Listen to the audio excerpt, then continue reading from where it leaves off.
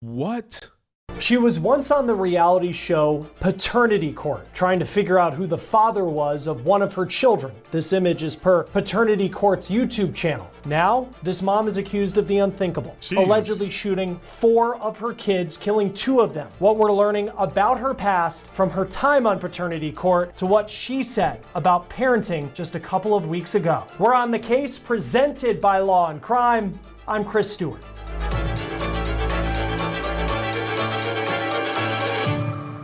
Shout out Law and Crime.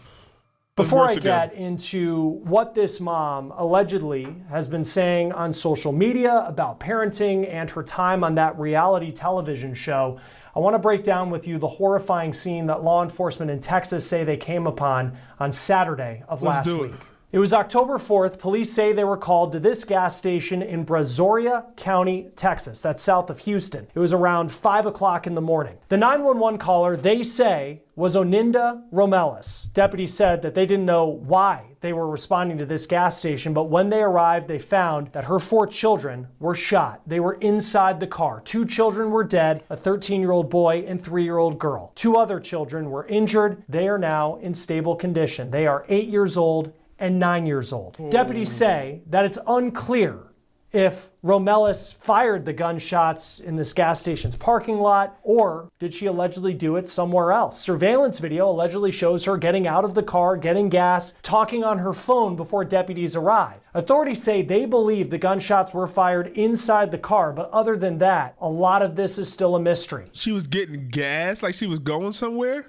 At a news conference on Sunday, law enforcement would not share too much detail. Here's part of what they said per Fox 26 in Houston. We've been burning the midnight oil on this ever since this dropped, right? So I can assure you we're looking into this. But then we received the court documents that have shown what Romelis allegedly told detectives after they took her into custody. Now, according to these court records, Romelis was asked whether she wanted to continue talking with authorities, and she said yes. Now, at first, when she was asked why she called 911, she said she couldn't talk about it. But when she was asked again about calling 911, she allegedly said, quote, "Instead of them doing it to me, I'm gonna do it to them." Then, when the investigator asked, quote, "Do what?" Romelis allegedly said, quote, "Kill them all." Romelis then said she didn't call 911. She allegedly said she called, quote, "the devil." As Romelis continued talking, she said that she was ready to work, which detectives write in the court document that it just didn't make sense. Romelis did allegedly say that she had 4 children and said their names and their ages correctly, but when asked where they were, she allegedly said, quote, "the devil." When asked what she meant by that, she said, quote, "they're dead," and quote,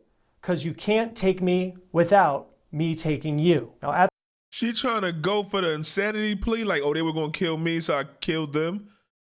You could have just dropped them off somewhere, like at a fucking shelter or somewhere. You killed them? At their news conference, deputies would not discuss anything related to the custody of the children or the family situation involving these children before the shooting. But we have learned that the question of paternity with at least one of these children, it has been raised before. In fact, it was raised very publicly on a TV show called Paternity Court. The episode is still public on YouTube. Now, the episode was about learning who the father was of an 18-month-old boy. Now, it is unclear if that child is one of the victims in this case, but his age does match up with the age of the 13-year-old who was killed. That boy found slumped over inside the car, according to deputies when they arrived at that gas station. Before I get back to this episode of On the Case, which is one of the most watched shows on YouTube, handling biz and did not handle biz this week, baby, go to happy hour, bleep. Because what it really do, you're not up if you're a terrible mother. Tell all my mamas handling biz and did handle biz this week, baby, go to happy hour. Is that F them kids? Them kids. Deputies say they are investigating the home where Romelis and her kids lived, which was more than an hour away north of Houston in Montgomery County, Texas. It is still unclear why Romelis and her children inside that vehicle were in the county south of Houston, again, an hour away, Saturday morning when she called 911 allegedly. Romulus is now facing 2 counts of murder and 2 counts of aggravated assault with a deadly weapon. Bond is set at $5 million each for each murder count and $2 million for each aggravated assault count for a total of $14 million. Law enforcement would not speculate on a motive. Yo, that's crazy right there.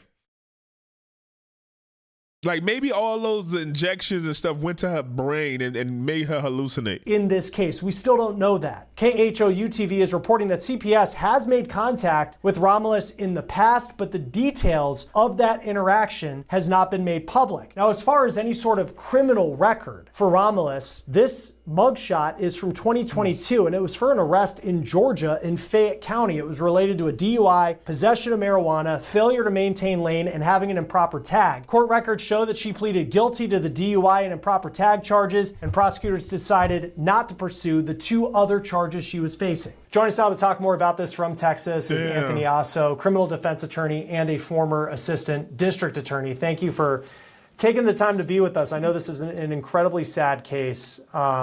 Just initially from what we've learned, and there isn't a lot from deputies, but what do you just take away about the evidence that it seems that they have to this point? Well, I think it's largely that they're relying on the 911 phone call as well as probably interviews from the 2 children that survived the shooting, which while eyewitness interviews are typically strong testimony, it's her own children. So I think that they're going to really want to work to build up more evidence that will corroborate the testimony of those 2 other children. Well, they got hers. If they got her testimony, her 911 call, they're going to have the gas station cameras and the kids. Ain't no, come on, jury, come on. And the 2 children who survived, I mean, they're both minors.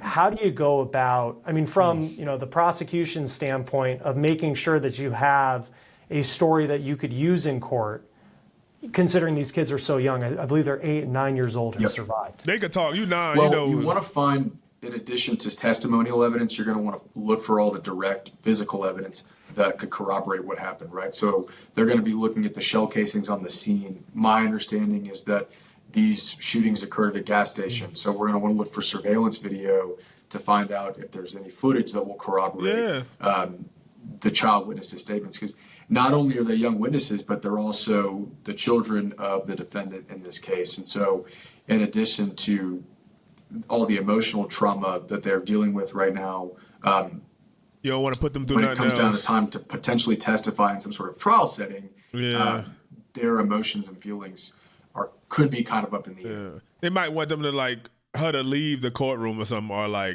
can't be seen, or they interview through another room or something on the TV jury can see. You don't want those kids to happen to sit there and tell on their mother and say all the things she did and remember that and see her there. They might be fucking terrified.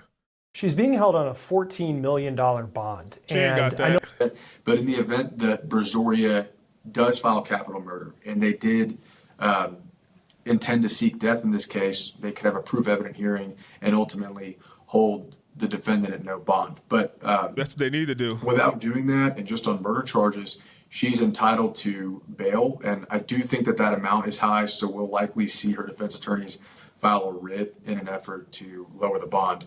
Still, I imagine that the bonds will be out of reach for her. Man, it got to be hard to be. You think of all lawyers as crooked when they know that the defendant did it, and they sitting there trying to give them the best case, but it's our court system, our justice system, because we're in the West and because we have checks and balances, she is entitled to the best defense possible, even if it don't make no sense, even if the lawyers despise her. Otherwise, she can get out on loopholes and I had inadequate counsel and stuff. So it's the better they do, even though they're stuck between a rock and a hard place, the better it is for her to stay in prison and get that death. Cases. Because, and still, I mean, we haven't learned a lot about what exactly links her to this shooting.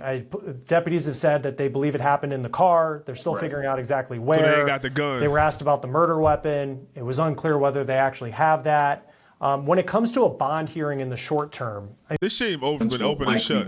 Or that she's got no criminal history, and I think that they'll probably argue her financial means in this case. But Nobody care about that. And look at the overall investigation in this case, because they're not going to be able to establish that she was acting out of insanity if they don't have an expert testify to that effect. You've got to then notify the state if you intend to use that kind of evidence in a trial. So I imagine the state would have their own expert to conduct a similar evaluation. She probably tried it. The insanity and competency. So unless she's going to show some text messages, say her 13-year-old and the other one was plotting to kill her, but then why you still kill the other kids? Like, no way you look at it is she going to get away with this. Hold on, let me see. You don't just walk away from that without any sort of... I want to see what the comments... I wouldn't use the word punishment, but... She was not crazy. She was selfish. For whatever mental illness. Pregnancy is preventable. But I do think, whether or not they can mount an insanity defense, I do think if there was any mental health, that's something the defense would use. I'm tired of seeing that. North of the city, and then Brazoria County is south of Houston. It seems like these are, just in terms of trying to figure out exactly what happened. I mean, they say call 911 around 5 o'clock in the morning Saturday. She's at this gas station south of the city, very far away from where she lives. Just the geographic part of this, as someone who lives in Houston, what stands out to you? Well, it's odd. I think the time of day, obviously, at that hour being, because Montgomery County and Brazoria County, specifically where Ms. Ellis lived, that's about an hour and a half to an hour and 45 minutes away. So she's at a random gas station at 5:30 in the morning with all of her kids in the back seat. It's definitely, I see investigators wanting to find out more about why she was down there. It sounded like she killed them somewhere else and drove to that gas station and maybe just gave up or something. Let me see what the comments say. That BBL is horrible. Yes, it is. Oh my God, it's sickening. She doesn't look like she thinks about anything but herself, and even then, she doesn't think very hard. Yeah, insanity. She knew what she was doing. Yep. Hope she spends the rest of her miserable life in jail. No, definitely. You're too nice. Why give her life? But that's harder. Some people think life is harder. Death is the easy way out. You get death, boom, you done. Nah, let her stay in there for 40 years and then execute her. It wasn't because of the children. The men didn't want to have a serious relationship with her. It was her. Yeah, probably. Because you going out, oh, mama got to have a knife too. Go to happy hour and do what? Drink and then get pregnant again and then... Come on. It was the botched BBL that ran him away. It's the smelly BBL. Mama got to have a life too. Yes, now you will have life in prison. That's it right there. We stop right there. Life in prison for her. Oh my God. 4 kids and you shoot them. Thank God 2 survived. Oh my God. Hopefully they have no lasting damage besides the mental damage they're probably going to have psychologically. But physically, hopefully they have no damage, no lasting damage, and they can go to somebody else and try to live somewhat a normal life. They're 8 and 9, so they're already kind of a little old, but hopefully they 10 years. Somebody need to watch over these children and really protect them and really get their mental right and really understand they might lash out. They just need love. And CPS probably not the one to do it. Hopefully she had somebody. She don't like she had a mom or dad herself. But let me know what y'all think, Cave Dwellers. Oh. Terrible.